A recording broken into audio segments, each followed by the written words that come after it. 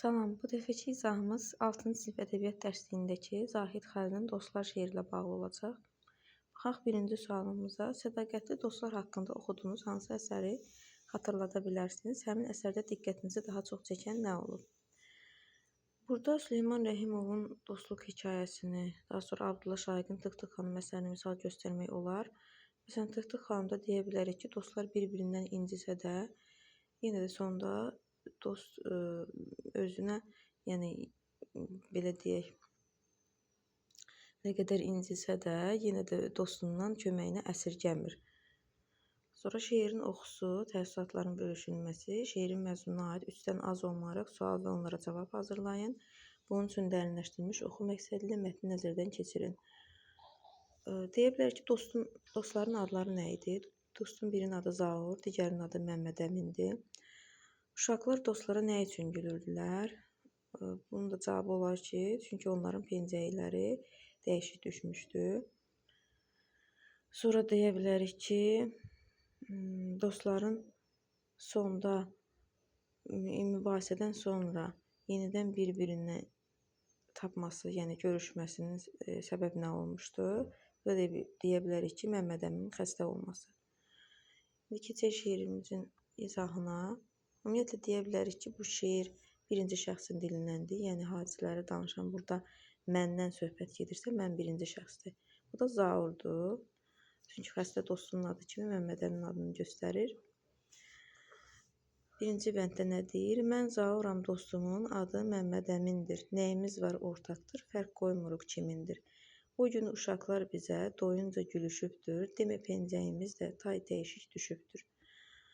Burada birinci deyək ki, ümumiyyətlə əsər lirik növdə yazılıb, nəzmlə yazılıb, heca vəznində də deyə bilərik. Şeir vahidi bənddir, çünki bəndlər formasında yazılıb. Şeir şəkli isə misraların sayı 1, 2, 3, 4. Şeir şəkli isə dörtlükdür. Həm qafiyə sözlər birinci bənddə Məmməd Əmindir, kimindir. Yəni birinci, ikinci misralar qafiyələnir. Üçüncü, dördüncü misralarda öz aralarında qafiyələnir. Gülüşübdür, düşübdür. Sonra baxaq, məzmununda nə deyir bizdən? Yəni dostu deyir ki, mənim adım Zaurdur, dostumun adı Məmməd Əmindir. Bizim hər şeyimiz yəni ortaqdır, bir-birimizə fərq qoymuruq. Hətta deyir, bir gün dostlar, uşaqlar da bizə gülüşürlər. Çünki pencəyimiz də tay dəyişik düşüb, yəni pencəyimiz dəyişik düşmüşdü. Onun da mənim kimi qapqaradır gözləri, qəlbimdə çiçək açır şirin-şirin sözləri. Danışırıq, gülürük, biz sevmirik savaşı. Mübahisə mövzumuz dərs olur uzaq başa. Burada mənim kimi qapqaradır gözləri, burada təşbih işlənib. Şirin-şirin sözlər deyəndə burada epitet var. Həm qafiyə sözlərimiz, gözləri, sözləri, öz aralarında hamı qafiyələnib. Savaşı uzaq başa, bunlar da bir-biri ilə qafiyələnib. Yəni deyir ki, dostumun gözləri də mənim kimi qapqara idi. Biz danışıb gülürdük, mübahisəni sevmirdik. Ancaq mübahisə edən zaman da bu da uzaqbaşı dərs barədə olurdu. Düşünürdüm, onunla heç zaman əyişmərəm. Mən dostumu dünyada kimsəyə dəyişmərəm. Amma bir gün qəfildən çəp gəldi sözlərimiz. Sanki hədəqəsindən çıxmışdı gözlərimiz. Yəni burada həm qafiyə olan sözlər yenə 2-2 qafiyələnib, əyişmərəm, dəyişmərəm, sözlərimiz, gözlərimiz. Deyir ki, əyişmərəm, yəni ki, münasibətin pozulmasını nəzərdə tutur. Düşünürdüm ki, dostumla heç vaxt münasibətimiz pozulmaz, dostumu dünyada heç kimə dəyişmərəm. Amma qəfil bir gün sözlərimiz çəp gəlir, yəni yola getmirik, hədəqədən çıxmışdı gözlərimiz, yəni mübahisə zamanı əsəbləşmələrini nəzərdə tutur. Qırılmışdı elə bil mənim qolum qanadım, didirdi ürəyimi yersiz hiccəm inadım. Onunla görüşməyə özümə yasaq etdim, üzünü, baxışını özümdən uzaq etdim. Burada yenə məcazilik var. Deyir ki, qanadım, inadım, etdim. 2-2 qafiyələnir. Burada sonra deyir ki, yəni ondan incimişdim. Özün hiccəsinin inadını isə yersiz adlandırır. Yəni bu yersiz inadı hiccəsi isə onu narahat edir. Deyir ki, dostumla görüşməyə özümə qadağan etdim. Yəni onunla bir daha görüşmədiyin nəzərdə tutur. Deyir ki, üzünü, baxışını özümdən izaq etdim. Sevdiyim xasiyyəti indi mənə yağı idi. Dost deyildi, sinəmə çəkilən bir dağ idi. Ayrıldı yollarımız, hərə bir yana düşdü. Çiçək kimi açılan dostluq tufana düşdü.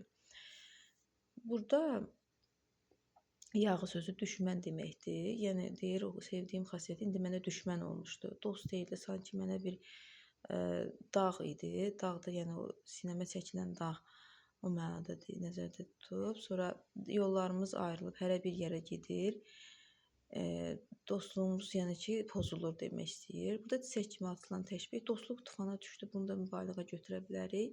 Dostunu unutmaq da hər bir işin çətini, nə danım ürəyimdə çəkirdim xiffətini. Mən onu istəyirdim hava kimi, su kimi, heç bir şey şirin olmur dostluq duyğusu kimi.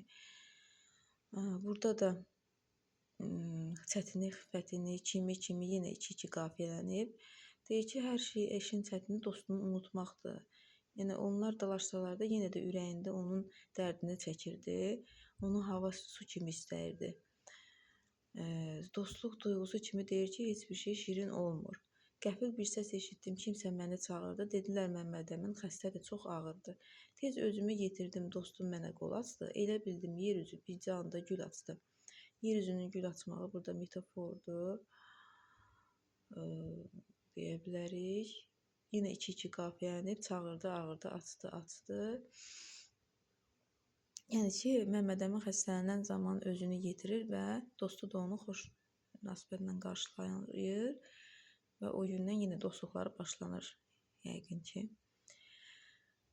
Sonra baxaq. Yazdığınız sualları, onların cavablarını müzakirə edin, çıxışlara münasibət bildirin. Bunu dedik. Tanış olmayan sözlərin mənasını da dedik. Orada xiffət var idi, dərd çəkmək idi, əyləşmək, yəni pozulmaq, münasibətin pozulması. Sonra nə var idi? Yasaq etmək, qadağan etmək. Birinci bəndi fikri bunu dedik. Bədii təsvir ifadə vasitələrini dedik. İkinci bəndi, yəni bunların demək olar ki, hansını dedik? Həm qafiyə sözləri də, çatdırılmış fikri də. Sonra burada yazılı qeydlərin təqdimatların edilməsi. Bayaq dediklərimizdən, yəni təqdimat formasında fikirlərinizi yazsanız, təqdim eləsəniz, tapşırığın cavabı olmuş olacaq. Sonra müzakirədə aşağıdakı tələbləri əhatə etməyə çalışın. Şeirin mövzusu nədir? Şeirin mövzusunu nə deyə bilər? Ümumiyyətlə deyə bilər ki, iki dost arasında baş verən inciklik, anlaşılmazlıq barədədir. Dostların çətin anlarda sınanması, sonra yenidən dostluğun bərpa olunması haqqındadır. Yəni sədaqətli dostlar haqqında da deyə bilərik. Əsəri maraqlı edən cəhətlər hansılardır? Maraqlı edən cəhətlər deyə bilərik ki, yəni burada hər kəs öz fikrini yaza bilər. Dilinin təbiiliyi, səmimiliyi, bir də ki, mövzunun bizə tanış mövzu olması. Yəni iki dost haqqında olan münasibətlərdən danışır. Sonda yəni dostların incikliyə baxmayaraq yenidən barışması. Əsərin əsas ideyası nədir? Əsas ideyası da ki, deyə bilər ki, həqiqi dostluq heç vaxt itmir. Qırılmış kimi görünsə də sınaq anında yenidən öz gücünü göstərir. Dostluğun dəyəri çətin anda bilinir. Bunları yazmaq olar. Sonra şeir dostluq haqqında təsəvvürümüzə yeni nə əlavə etdi? Yenə hər kəsin öz fikri ola bilər. Deyə bilərik ki, dostluqda yəni münasibətlər korlansa da sonunda çətinlik anında yenə də yəni bu mübahisələrin, anlaşılmazlığın, incikliyin unudulması əsas məqamdır. Dostlar şeirlə dərs hekayəsini aşağıdakı əsaslar üzrə müqayisə edin. Hansı mövzudadırlar? Yenə iki gəncin münasibətlərindən bəhs eləyir. Məzmunlarında hansı oxşar fərqli cəhətlər var? Fərqli cəhətlər birinci deyək. Fərqli cəhətlər odur ki, orada Muradla Nihat dost olmurlar. Sonunda dost ola bilmə ehtimalını görürük. Amma burada artıq dostdurlar və sonradan inciklik yaranır. İştirakçıların oxşar fərqli cəhətləri. Orada yəni iştirakçılarda Murad sakit, səmimi, heç kimlə işi olmayan bir insan idi. Nihat isə əksinə yəni problemi axtaran Nihat idi. Amma burada biz görmürük ki, Zaurun ya Məhəmmədin hansısa bir cəhətə görə bilmərik ki, onlarda kimdəsə günah var ya yox. Sadəcə ümumiyyətlə mübahisədən danışılıb. Hansısa mübahisənin olması isə dəqiq göstərilməyib. Günahın kimdə olması da göstərilməyib. Əsas ideyalarında oxşar yaxud fərq varmı? Oxşarlıq da yenə deyə bilərik ki, burada da iki gənc arasında münasibətdən söhbət gedir. Fərq də, yəni orada dost deyirdilər, burada isə dost olandan sonra inciklik yaranmışdı. Onu deyə bilərik.